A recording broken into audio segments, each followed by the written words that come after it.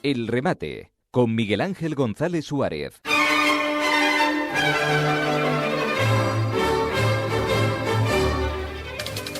Son exactamente las 7:30 de la mañana y hoy lunes, lunes de Semana Santa. Aunque ustedes no se lo crean, estamos nosotros aquí en la sintonía de la 10 Capital Radio. Estaremos el lunes, el martes y el miércoles como una puncha. Y como le habíamos prometido, estamos en el MUNA, que es el Museo de la Naturaleza y la Arqueología. Un edificio espectacular. Llevamos aquí hace un par de horas en este edificio mágico que fue hospital de Santa Cruz de Tenerife hace muchísimos años. Ahora es el Museo de la Naturaleza y Arqueología. Y para ello tenemos al director, al doctor Conrado Rodríguez Mafiote, director del Museo de Arqueología de Tenerife y del Instituto Canario de Bioantropología. ¿Lo dije bien? Lo has dicho bien, con dudas pero bien. Con dudas pero bien. Doctor, buenos días. Buenos días. Qué alegría verlo, ¿eh? Lo mismo. Siempre es un placer. Qué alegría verlo, qué alegría estar con usted aquí, qué alegría saber que usted es uno de los grandes de este planeta referente a momias, ¿no? Bueno, gracias por eso, es un cumplido. Hay mucha gente que ya hoy son estudios que están muy extendidos por el mundo. Ya. Pero siempre es un cumplido que tú lo digas. No, de verdad. Llegó usted a ser lo máximo dentro de la organización, ¿no? Sí, presidente. Durante, pues te voy a decir, desde el 92, 35 años más o menos. 35 años. Sí, pero ya hay que dejar paso a la juventud. Ya. Eso está claro. O sea que de momias... Del Comité Mundial de Estudios sobre Momias. Sí, de momias usted sabe algo, ¿no? Se supone. Se supone. No sé, según las preguntas que haga. Y de momias de todo tipo, ¿no? Bueno, más que nada sobre las guanches, pero sí, hemos estudiado momias de Sudamérica, de Egipto y tal, sí. ¿Cómo están las momias guanches, doctor? ¿En qué sentido? Te diría que bien, pero sí, buenos pacientes. Sí, buenos pacientes son. Buenos pacientes. Sí, pero... sí, están bien. Vamos a ver. Hay muchas diferencias entre distintos tipos de momificación. Con la egipcia, por ejemplo, pues no tiene mucho que ver, porque primero por cronología, que ellas son anteriores, luego siguieron, y el último proceso, que es ya en la era cristiana más o menos, se parece un poco más, pero el original no se parece nada. Las momias más parecidas, siempre lo cuento desde el punto de vista del proceso de momificación, son las de las islas Aleutianas, imagínate, entre Siberia y Alaska, o sea, que tendrán que ver en latitud, en longitud, pero cronológicamente sí tienen que ver. Y en fin, son momias, unas están bien conservadas, como la de Madrid, eso es un ejemplar único. Yo creo que es de momias antropogénicas, que son las hechas por el hombre, pues de las mejores que existen, ¿no? Y luego hay otras que por las condiciones de conservación, el expolio, etcétera, pues ya no presentan tan buen estado. Pero en general son unas momias amables a la hora de ser estudiadas, porque como el método de momificación no implica la evisceración, es decir, la extracción de órganos internos, pues obviamente puedes estudiarlos, no en todos los casos, porque por las condiciones ambientales, como digo, se pueden deteriorar, pero en algunos casos sí, lo cual permite acercarnos un poco a algo que no vemos cuando se trata de población esquelética, es decir, de esqueletos, digámoslo así, de hueso seco, como se llama. Porque te van a dar datos sobre enfermedades de órganos internos, etcétera, etcétera. ¿Cómo estaban los guanches de salud? Bueno, pues no era una población enferma, hombre, hay que tener en cuenta lo que ha sucedido en 600 años a nivel médico, tecnológico, etcétera, etcétera. Pero era una población que estaba muy bien adaptada al terreno, tenían sus periodos de carestía, pues comían bien, porque... comían bien según qué zona. ¿Sí? La isla no puedes hablar generalmente, o sea, generalizadamente, de los guanches, tienes que fijarte en la zona de donde proceden, porque hay mucha diferencia entre las demarcaciones territoriales o menceyatos, ¿no? Hay, por ejemplo, los de Tegueste, como hoy, que era un clima privilegiado, pues tenían una dieta mucho más proteica que el resto de poblaciones, ¿no? Y al lado, que está Tacoronte, pues la dieta era muy pobre. Era básicamente de origen vegetal, recolección, algo de agricultura. También tiraban algo del mar, aunque no mucho. Son poblaciones que no hacen mucho uso del mar. Si pueden usar productos terrestres, sean de botánica o de fauna, los van a usar.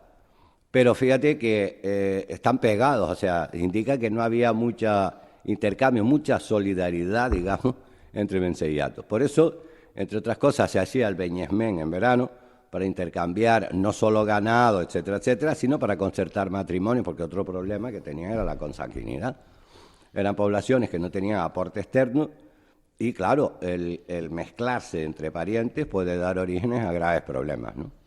Pero de salud en general... No, se puede hablar, si comparas con poblaciones europeas, pues sí, era una población que gozaba de un estatus salutífero, digamos, óptimo para la época que estaban, obviamente. No se puede comparar con hoy, obviamente. ¿La esperanza de vida? La esperanza de vida era alta.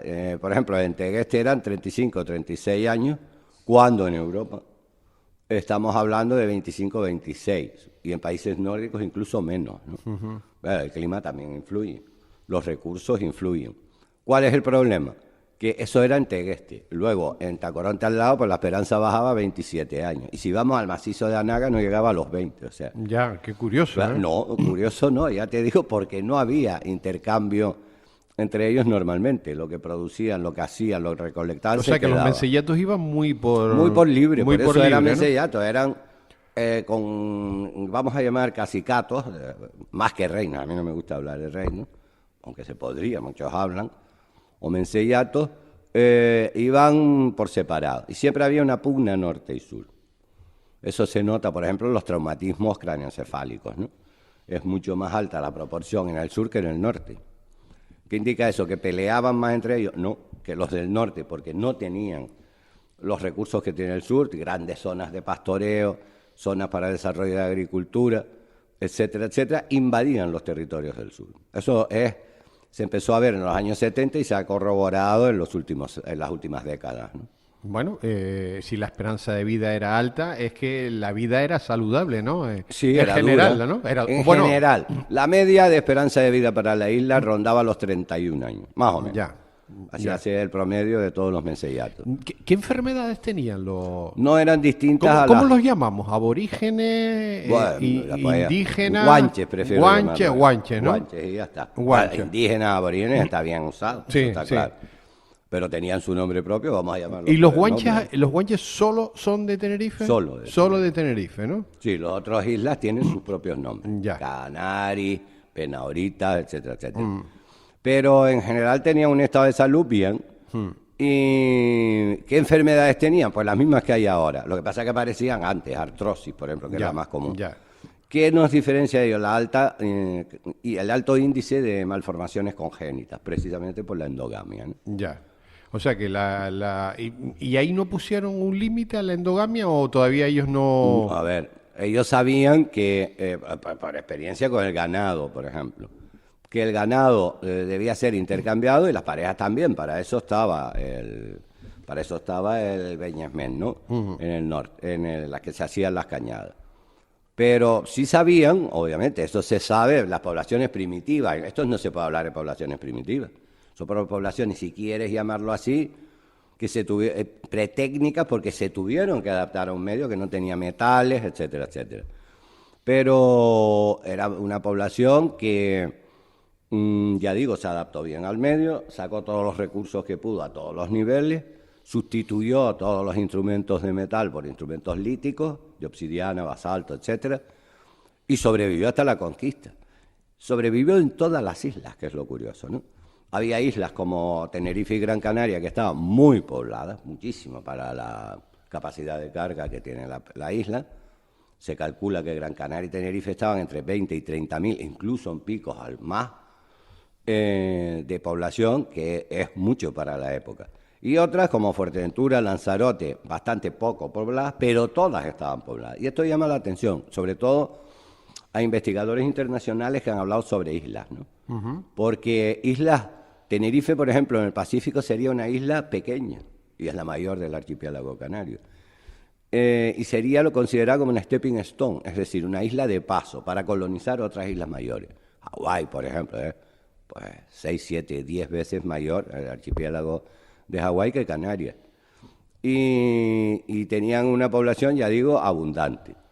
¿Eso qué conlleva? Conflictos, obviamente. Y en Gran Canaria, por ejemplo, hubo una epidemia de origen desconocido, no se sabe muy bien, en el siglo XIV, que se achacan los historiadores de la época, los cronistas, etcétera, etcétera, a un castigo divino por el infanticidio femenino. Infanticidio femenino es señal de hiperpoblación ya al borde de la aniquilación por falta de recursos, ¿no? Uh-huh. ¿Tenían que ver algo los de Tenerife con los de La Palma o los de La Gomera con los de Fuerteventura o eran diferentes? Vamos a ver, eran diferentes, o sea... ¿Procedían de sitios diferentes? Parece que sí, en algunos casos. Por ejemplo, las islas occidentales tienen una cosa más homogénea en cultura, en desarrollo, incluso dentro de la población. Quizás La Palma se sale un poco de esto. Y las islas orientales tenían otras manifestaciones, quizás también por adaptación al medio. Gran Canaria, obviamente, desde el punto de vista, entre comillas, urbanístico, de organización social, quizás fuera la más avanzada. Tenía, parece, Dice que Gran Canaria fuera la más avanzada. Sí, culturalmente. Culturalmente. Sí.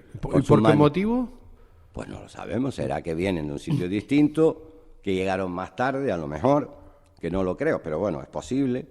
Pero sí que sus manifestaciones rupestres, de arte rupestre, constructivas, por ejemplo, las famosas silos que tienen, ¿no? La organización en túmulos de cementerios, etcétera, etcétera, ¿no? Eso no quiere decir que las demás estuvieran muy atrasadas, estaban más atrasadas con respecto a ella, quizás. Pero en general, bueno, sabemos que tiene un componente berebero, proto-berebero muy potente, y que ese componente aún perdura en una buena parte de la población, ¿no? De 3, 4 generaciones que lleven aquí, algún componente de origen aborigen tienen. Uh-huh. ¿Cuál es dice que de los de Gran Canaria eran los culturalmente más formados? Más avanzados. Más avanzados. Desde el punto de vista, digamos, de estructura social. Estaba muy bien estructurado. Tenerife también estaba muy bien estructurado. Pero en Tenerife no tenemos las manifestaciones que tenían en Gran Canaria, a nivel constructivo, a nivel, imagínate, eran poblados, que también había poblados de cuevas en Gran Canaria, pero en Tenerife era mayormente cuevas y cabañas, y en Gran Canaria eran no ciudades como tal, pero, por ejemplo, Telde era una zona de hábitat muy importante a nivel de conglomerado de población, de cantidad de población y de cosas constructivas, casas, cabañas, etcétera, etcétera. ¿Cuánto tiempo estamos hablando de los primeros pobladores de Canarias? Bueno, eso es un debate que está ahora y que con las nuevas cronologías en restos humanos, ¿no? Estamos hablando en torno al siglo I antes, siglo I después de la era cristiana, la era común, como se llama ahora, ¿no? Y en Tenerife tenemos los restos humanos más antiguos un poco después de la conquista, en Gran Canaria como 2 siglos más tarde de la conquista, según las nuevas dataciones y todo eso, y el resto de las islas más o menos igual. Uh-huh. Eso no significa que no estuvieran, estamos hablando de poblaciones definitivas aquí, asentadas definitivamente, enterradas aquí, porque estamos hablando de restos humanos. Manifestaciones culturales sí hay antes de esto. Tanto aborígenes, quizá algo más reciente, pero sí romanas, por ejemplo. Ahí está el islote de Lobos, que es de esa época, pero en Lanzarote, en el Bebereder, en Buenavista y tal, hay cronologías muy anteriores a la era cristiana. Es decir, las islas eran conocidas y estaban siendo explotadas por las potencias mediterráneas. ¿Cuáles eran? Obviamente, primero los púnicos, Cartago, y después Roma. Eso... Pero los asentamientos, ¿estamos hablando de siglo antes o siglo después? Sí, las poblaciones asentadas definitivamente, lo que ya llamamos aborígenes, sí son en torno a la era cristiana. ¿Y quién eran? ¿Quiénes eran estos primeros aborígenes? Desde el punto de vista, digamos, étnico, a mí no me gusta hablar de racial, pero bueno, lo puedes llamar así si quieres, como dicen los americanos y los ingleses, los anglosajones en general. Eran de tipo bereber, eran bereberes. está claro. Podían venir del sur de la península ibérica, que estaba había bereberes también, o del norte de África. Desde el punto de vista de qué hacían aquí, pues probablemente fueron traídos por esas potencias mediterráneas ¿Para poblar? explotar, no No. creo que para poblar. No. A ellos no les interesaba, lo que les interesaba era explotar el territorio. Aquí tenemos desde púrpura, que es lobos, por ejemplo, pesca toda la que quieras, el banco pesquero canario sahariano, que es... Pero es una contradicción porque después ellos tampoco, lo de la pesca tampoco era su... No, pero no era para ellos. Ajá. Era para hacer el garum, que era el producto principal alimenticio en el Mediterráneo y que se puede conservar en salazones. Ya. Con lo cual ya explotaban, se lo llevaban y probablemente era algo estacional. Cuando estaba el mar bueno, pues por ejemplo, para ir a Lobo, tienen que ir en noviembre, que es cuando está el mar más calmado, porque si no, no llega. O sea, y entonces sería estacional en el sentido de que vendrían, explotarían lo que tuvieran que explotar, llámese garum, púrpura, madera, que también ofrecían, por ejemplo, Gran Canaria, Tenerife, La Palma, La Gomera, el Hierro, bosques abundantes, entonces de ahí sacaban madera, reparación de barcos, etcétera, etcétera. Y una vez que terminaban de hacer esa labor, se iban. ¿Qué pasó? Pues que algún día se quedaron, por la razón que sea, coincide con el declive del Imperio Romano, la caída del Imperio Romano, y probablemente se olvidaron que estaban por aquí. Por ¿Y la lo casa, dejaron aquí? Y se quedaron aquí. Eso es la suposición lógica, porque no hay las crónicas, las fuentes, que son las que te pueden... Porque no se podía vivir adecuadamente en Canarias. Vamos a ver si a mí me dieran a elegir entre Roma, Ah, Nápoles, claro. Pompeya o vivir aquí aislado de todo el mundo, me voy para Pompeya sobre Pa' todo. Pompeya, Después sí. me hubiera arrepentido con el Vesubio, ¿no? Pero Sí. bueno, está claro, ¿no? Sí. Esta gente que venía de ahí, pues viviría en sus poblados, normalmente, que eran poblados, y eran, digamos, se habla de mano de obra esclava. Yo no sé si eran esclavos o no lo eran. Probablemente no, eran asalariados, probablemente. Pero no lo sé. Eso más bien son los historiadores los que te pueden hablar de eso, ¿no? Vinieron aquí y en un momento dado se asientan. Sí, se tienen que asentar porque quedan Porque se aquí. quedan- no quedan- los vienen a recoger, digamos. Se quedan aislados. ¿Y por qué no sabían navegar? Vamos a ver, estas poblaciones, yo no sé si sabían o no, ni los arqueólogos ni los historiadores saben muy bien. Hay contactos entre Tenerife y La Palma, parece, entre Tenerife y La Gomera, la famosa leyenda de Garajonay, por ejemplo. Pero lo que está claro es que llegar a Canarias es muy complicado. Ahí tienen las pateras, que hay un montón que no llegan. Se ahogan o llegan al Caribe. Y tienes que conocer el mar muy bien, si no está tu vida en riesgo permanentemente en el mar. Y estas poblaciones no eran navegantes porque eran venían del Atlas, entre otras cosas. El Atlas son puras montañas, ¿quién va a navegar ahí? Ni en un río siquiera, ¿no? Entonces, si tenías tú a los marineros que te traían, ¿para qué quieres tú saber navegar? Pero no tuvieron curiosidad después de... Eso yo no sé, No, eso no, lo pero- tendría que preguntar a ellos. Ya. Es difícil no. preguntárselo a ellos, ¿no? Es Pero bastante difícil ¿Eh? preguntárselo. No tienen un interés especial por el mar. Eso está claro. Usaban el mar, sobre todo en épocas que había escasez por inundaciones, como ha habido ahora. Que se lleva todo. Si se lo lleva ahora con las técnicas que hay, pues imagínate que en aquella época que no tenían prácticamente ninguna técnica avanzada. Cuando había sequía, que las cosechas fracasaban, el ganado tenía dificultades para reproducirse, etcétera, etcétera, pues ahí obviamente tenía una fuente de recursos que estaba pegada, que es el mar, ¿no? O sea, solo tenían que ir a la costa y empezar a pescar. O mariscar también, ¿no? Y eso pues les servía y luego estaba la recolección terrestre. ya, pero nunca pensaron en irse de aquí. Está claro que no, porque si no se hubieran ido. Claro, No, claro. Pues, bueno, eso está clarísimo. O sea, y no tenían mucha noción de... Yo creo que es que no sabían ni siquiera dónde estaba Canarias. Ya. O sea, que eran no, personas de formación muy básica, ¿no? evidentemente, vamos a ver.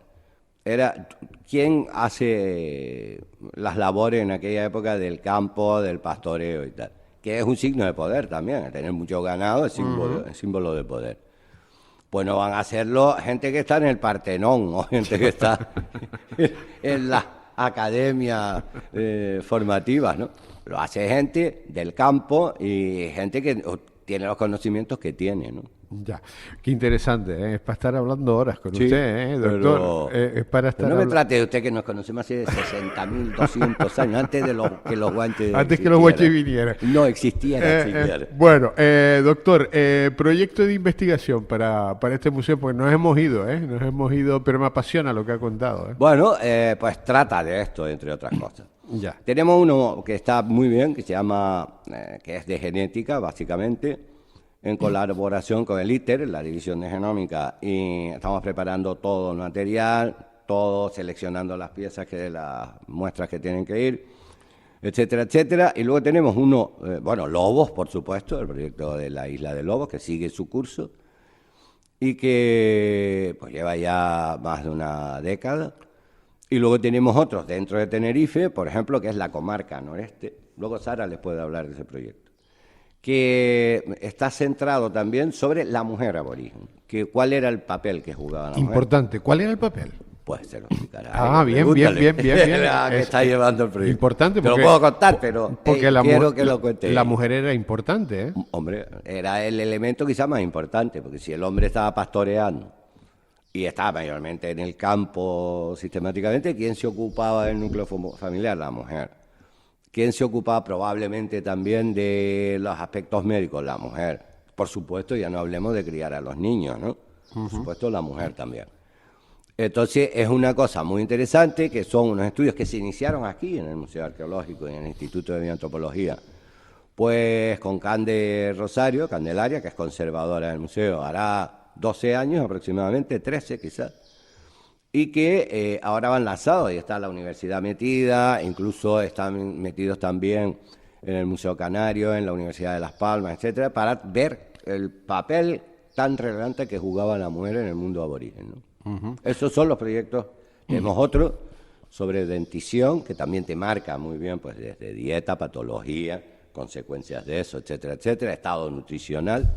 Y eso en síntesis son los ¿Cómo proyectos. estaban las dentaduras de los guanches? En general mal. Mal. Claro, la higiene no era demasiado buena. Y luego la corrosión que se llama, que se produce la molduración en los molinos de piedra, deja arenilla, y eso hace que se produzca un desgaste de los dientes, una atrición, que es como se llama, dental. Eso es un foco de entrada para bacterias y puede originar destrucción de piezas, etcétera. Luego hay zonas, porque, por ejemplo, Tegueste, que el consumo era más proteico, más proteico. O sea que Tegueste era como el reino de los reinos, ¿no? Era el mejor sitio de la isla y sigue siendo. Y sigue siendo, ¿no? Valleguerra, Tegueste, todo eso, sí. ¿Y los sures de Tenerife? Los sures depende de la zona también. Si estás en costa, si estás en medianía. Anaga, por ejemplo, que es donde estamos ahora, ese mencellato es curiosísimo, porque yo lo llamo mencellato multiecológico. Tienes el bosque profundo, que es Anaga. Después tiene la costa, que es como el sur, eso es puro sur. Esas eran unas condiciones de vida bastante buenas, como en el sur, o Tegueste. Y luego está medianías, que es como puede representar el norte de la isla, más o menos, ¿no? El norte, hablando de Puerto de la Cruz, Icó, etcétera, etcétera. Doctor, ¿cómo está el museo?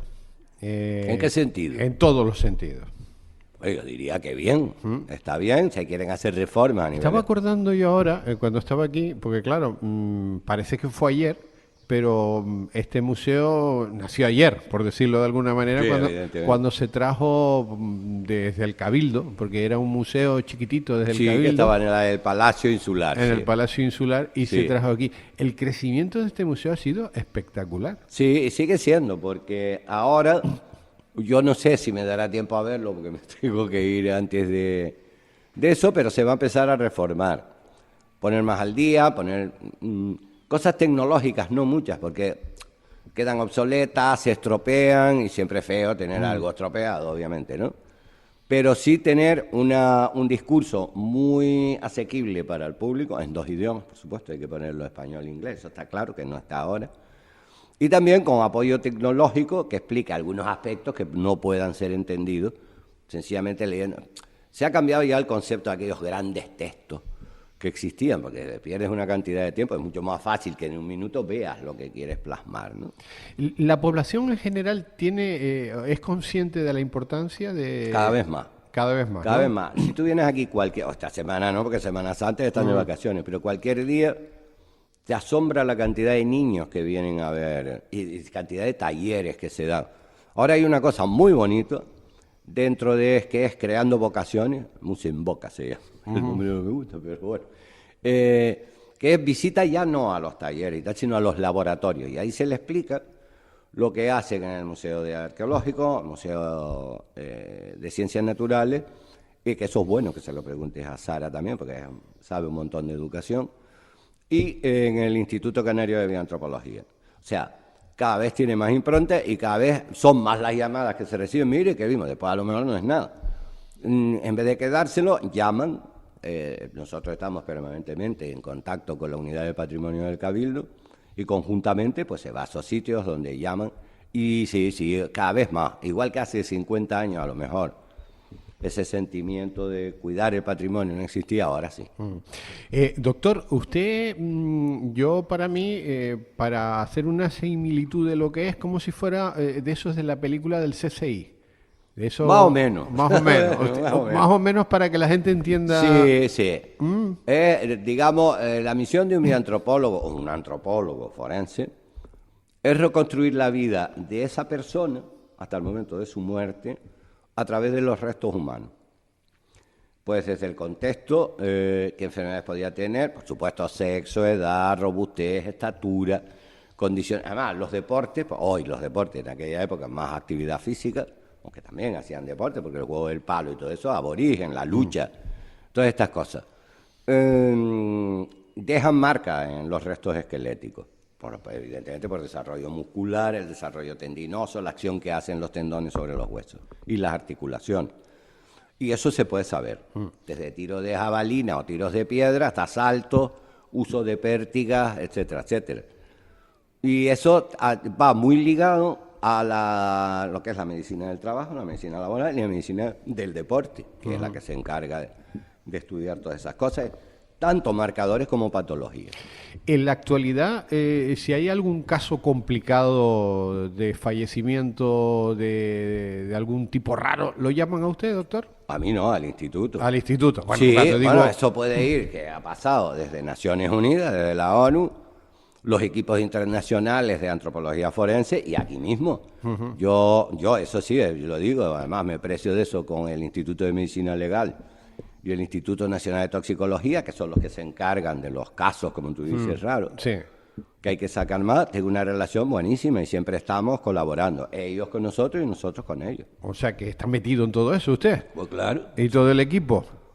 Sí. ¿Acostumbrado a ver cosas raras entonces? No son raras, son bueno, no circunstancias son raras. especiales. Por ejemplo, un accidente aéreo. Obviamente, los restos están tan fragmentados, tan quemados y tal, que ahí tienes que ir gente especialista para poder identificarlos, para poder determinar una serie de cosas, ¿no? Que van desde ergonomía de los aviones, tú no te puedes imaginar lo que es ese mundo, ¿no? Ya. Hasta ya la pura acción forense, digamos, ¿no? O sea que habitualmente el instituto está en, Sí, en el día a día de la... No, en el día a día no, porque la mayoría de los casos no son esos, pero Ya. cuando hay, sí, claro. O sea que... ¿Y a nivel internacional también? También. ¿Sí? Hemos estado en Chile, Guatemala, Argentina, yo qué sé, Colombia, un montón de sitios. O sea que usted cuando ve restos... Chipre. Cuando ve restos, ve huesos y eso, ya, los huesos le hablan. Los huesos hablan siempre, lo que pasa es que tiene que saber preguntarle, Ya. interrogarlo. Ya. Si no sabe, no te va a decir nada, ¿no? Es como un policía que va a interrogar a un sospechoso. Si no sabe qué preguntar, pues dirá que es inocente o culpable sin tener ni idea, ¿no? ¿Y se acierta al final? Sí, hombre, sí, claro. Hoy en día hay una cantidad de técnicas para ello tremendo. Evidentemente, la genética no se va a equivocar. Y ya lo que pretende todo esto es la identificación del tipo a nivel legal. Luego, patrimonial es distinto. No interesa tanto la identidad de la persona, salvo que sea un caso como Carlos V o un rey famoso antiguo y tal. Nerón, por ejemplo, si se encontrara, ¿no? Que estudiar la población. Y antropología es estudiar más la población que el individuo. Y antropología forense es la identificación del individuo y las circunstancias de su muerte. ¿Qué es lo más curioso que ha estudiado? Wow, curioso. Pues no me acuerdo, porque son tantas cosas que no te puedo decir, ¿no? En Argentina vi yo auténticas atrocidades y en Guatemala no veas, ¿no? Pero no las voy a contar para no herir las sensibilidades, ¿no? Pero las ves, claro que las ves. ¿Y de personajes así ilustres? No, personajes ilustres ya tuve. Bueno, estuvimos también en Cataluña, en Barcelona. Bueno, no sé, me acuerdo si era Tarragona, me parece. Estudiando los restos de los que ellos llaman reyes catalanes. Ya. Sí, hace muchos años ya. A principios de este siglo, en el 2000, creo que fue 2001 o por ahí. Y fue en un proyecto que estábamos con la Universidad de Granada y ahí estuvimos viendo los restos, que son muy interesantes, porque claro, es una época distinta completamente a la que estamos acostumbrados aquí, y las condiciones y todo, que era el medievo español, ¿no? Y es muy interesante, muy interesante. Usted es un apasionado, ¿eh? Hombre, claro, si no, no estaría aquí. Pero un apasionado sí. y tuve la oportunidad hace algunos años de estar en el laboratorio que ustedes tienen aquí. Ha cambiado mucho. Ha cambiado. Ahora tenemos, claro, ahora es muy nuevo. Pero me refiero en cuanto a cientos de huesos. No, sí, pero estos están mayormente en los almacenes, En los están almacenes. en el TEA. Aquí vienen los que hay que estudiarse, porque no cabrían, bueno, estamos hablando de 2.000 individuos, aunque sean huesos, a ver cómo los metes, ¿no? Entonces vas, cuando terminas de estudiar una parte, te la llevas y traes otra, ¿no? Qué interesante, qué Sí. interesante. Bueno, doctor, no le doy más la vara, pero No, a mí no me da la vara nunca. A mí me interesan todos estos temas. Estaría hablando horas, Igual que yo. horas con usted. Sí. Bueno, el doctor Conrado Rodríguez Mafiote es el director del Museo de Arqueología de Tenerife. Y Museo de Naturaleza y Arqueología, no de la... Que todo el mundo se Sí. de naturaleza. A ver, y vamos arqueología. a... De naturaleza Y arqueología. y arqueología. Sí. De naturaleza y arqueología. Efectivamente. Que yo recomiendo Evidentemente, haces bien. que vengan a verlo, Sí, que sí. vengan a verlo o que vengan a disfrutarlo porque hay mucha historia Venga. en este museo. Doctor, darle las gracias. No, a ti. Y evidentemente para nosotros es un placer que estén aquí, porque eso ayuda a la difusión de todo lo que hacemos y del propio edificio y del propio museo. Un abrazo muy fuerte. Lo mismo, como siempre. El remate con Miguel Ángel González Suárez. Capital Radio.